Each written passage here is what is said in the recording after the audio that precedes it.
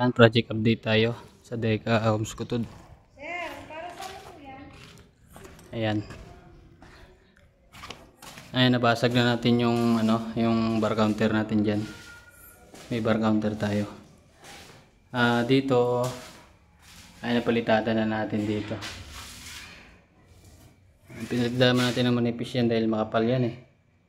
Minusing yan dahil hati. Atrasis na sana natin to kanina kaso umulan. Ayan.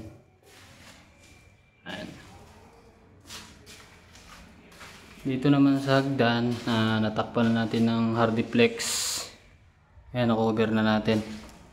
Akyat tayo sa taas. Ayan, ito yung taas na nalagyan natin ng metal na hamba. Ayan.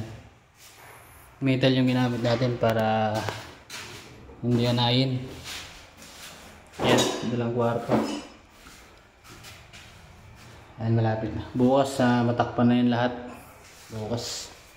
Ayan.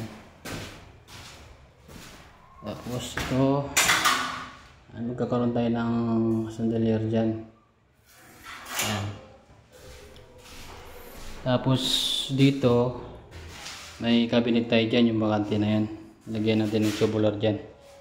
Paglalagyan ng cabinet para matibay. Ayan. Ayan, salamat po sa tiwala sa Mark Builders. Ayan.